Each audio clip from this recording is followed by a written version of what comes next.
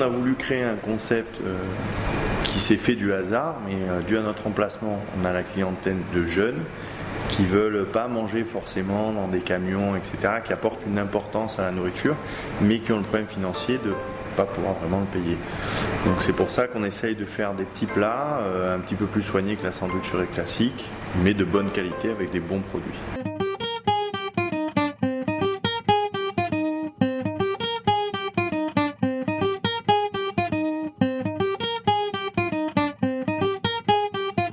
Passer en bio directement, en fait, en conversion en bio directement pour le maraîchage. Par contre, pour les vignes et l'arboriculture, j'ai lancé la conversion cette année. Donc je suis tout en bio maintenant sur mes terres.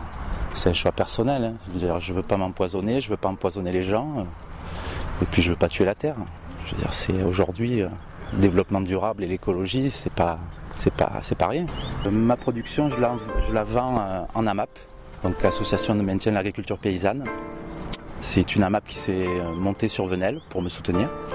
Donc les gens sont abonnés, viennent sur l'exploitation une fois par semaine récupérer leur panier, donc de la vente directe. C'est entre guillemets une garantie de vente de ma production. Une avance de trésorerie, puisque les consommateurs payent en début de mois le mois à venir. Ensuite, il y a une relation avec le client. Ça, c'est quelque chose qui est important pour moi. C'est de voir les gens directement, de pouvoir parler, savoir ce qu'ils pensent de mes produits, parce que ça, c'est important. Donc leur faire découvrir un peu des légumes oubliés, je dirais, entre guillemets. Voilà. Donc la relation est importante, vraiment. C'est physique, c'est fatigant, mais c'est le bonheur, hein. Je veux dire, toute la journée dehors en plein air, c'est magnifique.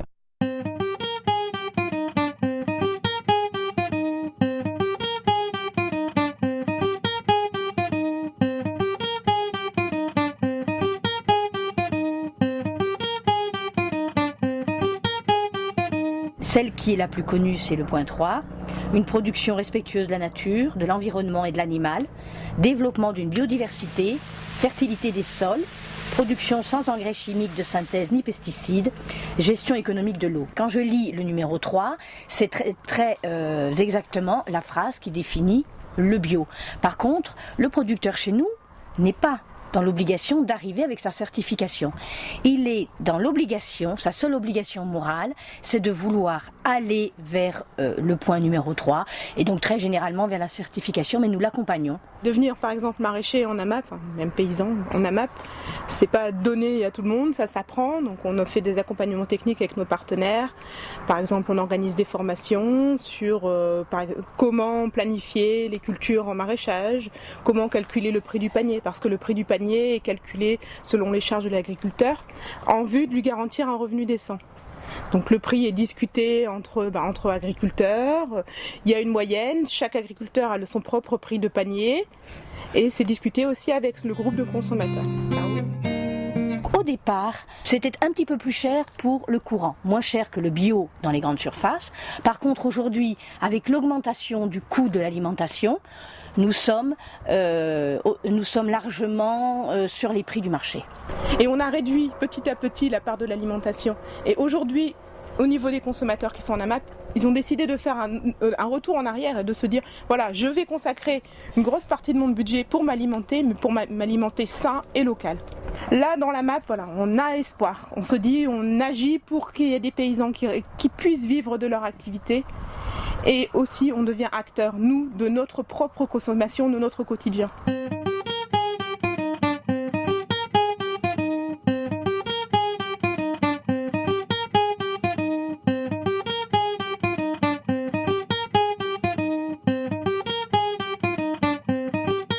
Il y a un an, nous avons été contactés par Alliance Provence pour créer cette AMAP à Venelle, ce que nous avons fait.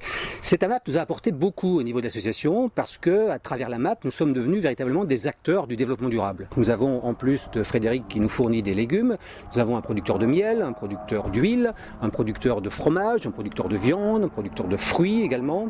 Et tous ces producteurs livrent leurs produits sur place et les gens les reprennent lorsqu'ils viennent chercher leur panier lors des distributions hebdomadaires. Une AMAP, c'est une autre façon de consommer.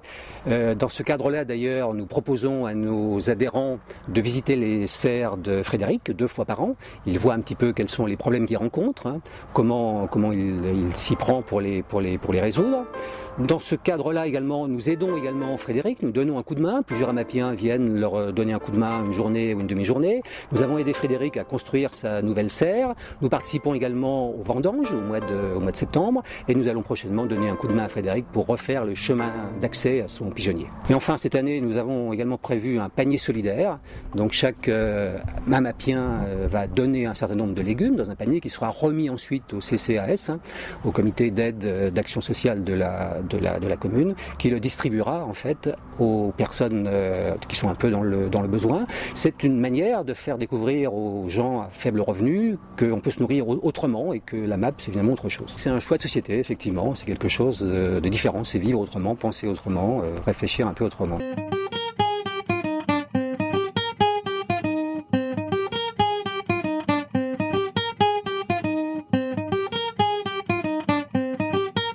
Donc le premier projet qui nous est venu en tête, c'est cette idée de jardin partagé, sachant que dans cette expression, ce qui nous intéresse, c'est le partage. Concrètement, on va avoir un certain nombre de parcelles. Lorsque le projet sera réalisé sur le terrain, on fera des appels à volontariat et il faudra qu'on fasse une sélection. Probablement que le critère majeur, ce sera l'envie de partager quelque chose, de se lancer dans une aventure un peu différente de ce qui se fait d'habitude. L'agriculture bio sera évidemment s'impose sur un projet de ce type-là, mais pas uniquement pour le symbole, mais vraiment pour rendre les choses le plus concrètes possible, aussi bien pour apprendre à planter des légumes, etc., d'une manière écologique, mais aussi par rapport à la dimension santé. Là, on a un point sur lequel on insiste de manière très, très, très forte, c'est vraiment la liaison entre la santé et l'environnement. Donc là, planter des légumes et des fleurs à travers l'agriculture bio, c'est aussi travailler sur la notion de santé.